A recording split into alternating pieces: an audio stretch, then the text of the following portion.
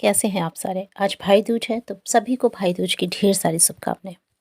दोस्तों आज मैं एक छोटी-सी स्टोरी सुनाने जा रही हूँ, हो सकता है आपने पहले से सुनी हो या फिर आपने अगर नहीं सुनी है तो सुन लीजिए।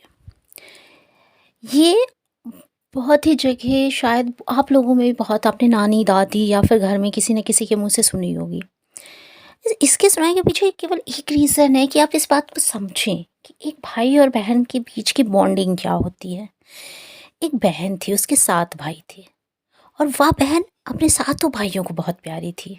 उसका एक हस्बैंड था, ऑब्वियस सी बात है बहन है तो शादी हुई होगी। उसका पति अपने माँ-बाप का इकलौता बेटा था, सिंगल सन, जिसके होने पर की गई मनौतियों को पूरा न करने से देवता बहुत ज़्यादा अप्रसन्न थे। क्रुद्ध होकर मीन्स क्रोध में आकर देवताओं ने पुत्र और पुत्रवधू को मार डालने का निर्णय किया। उस बहन को किसी तरह इसका पता चल गया।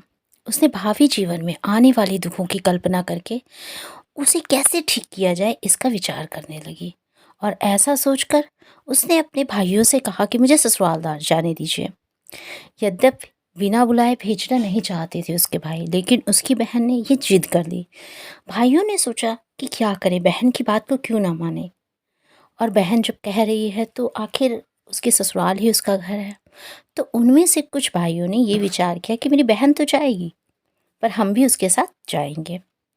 तो उस बहन ने क्या किया, जब भाइयों ने उसकी डोली सजा दी तो उसने अपने पास कुछ दूध, मांस और ओढ़नी रख ली। थोड़ी दूर जाने पर देवताओं के प्रकोप से डोली का रास्ता एक सांप ने मीन्स स्नेक ने रोक लिया। बहन ने तुरंत जो दूध लेकर आई थी वो सांप के सामने रख दिया और वो उसे पीने लगा। वो आगे बढ़ गई थोड़ी दूर। अब आप सोच रहे होंगे कि उसका जो भाई है वो कहाँ है, जो डोली है उसे कहाँ उठाते हैं। आपने अगर पुराने टाइम को देखा होगा तो सातों भाइयों में से 4 भाई थे वो उसके कहार बन गए थे।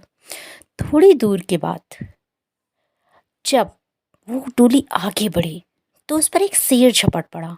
जब शेर झपटा तो ऑब्वियस सी बात है कि वो डरी होगी, लेकिन वो अपने साथ जो मैंने पहले भी आपको बताया कि दूध, मांस और ओढ़नी रख के गई थी, तो उसने मांस को शेर के सामने फेंक दिया। वो उसे खाने लगा और डोली आगे बढ़ गई। अब रास्ते में यमुना जी पड़ी। कहार ने डोली को यमुना से पार कराने की कोशिश की, लेकिन देवता अप्रसन्न थे। तो यमुना जी ऊंची लहरें उठाकर डोली को आत्मसात मतलब अपने अंदर समाने के लिए तैयार हो चुकी थी। बहन ने वो एक ओढ़नी जो लेकर गई थी उसको यमुना जी को समर्पित कर दिया और उनकी लहरें शांत हो गईं। नववधु को बिना बुलाए घर पधारी देखकर ससुराल वाले आश्चर्य में पड़ गए। बहन ने आदेश दिया कि उसके लिए गृह प्रवेश के लिए घर के पिछवाड़े पर फूलों का दरवाजा बनाया जाए। दरवाजा बना। ज्यों ही वह पार करने लगी द्वार उस पर गिर गया। अब उसने फूलों से बनाया था, उसको कोई चोट नहीं आई। घर में प्रवेश करके उसने सबसे पहले स्वयं खाने खाने का हट किया। जब खाना खाने लगी तो उसमें कांटा निकला, जिसको उसने एक छोटे से बॉक्स में एक डिबिया में सहेज कर रख लिया। शाम को घूमने का समय आया, सब लोग घूमते ही हैं, तो उसने सबसे पहले जूते या सैंडल जो भी पहनी वो पहन ली। अब उसमें क्या हुआ, एक बिच्छू, स्कॉर्पियो जिसे बोलते हैं आप, एक काला बिच्छू निकला, जिसे उसने फिर बॉक्स में सहेज कर रख लिया। रात हुई तो फिर जिद करने लगी कि पहले मैं सोऊंगी। जैसे ही वह पहला काम खुद ही कर रही थी, इसलिए सबको अच्छा नहीं लग रहा था, लेकिन उसे ये बात पता थी कि सारे देवता उसके परिवार से नाराज हैं। अब ये बात वो किसे बताती कि ये सब परिस्थिति वश हो रहा है। सोने के कमरे में उसे एक काला नाग मिला। उसने उसे मारकर सहेज लिया, फिर पति को सैया पर सुला दिया।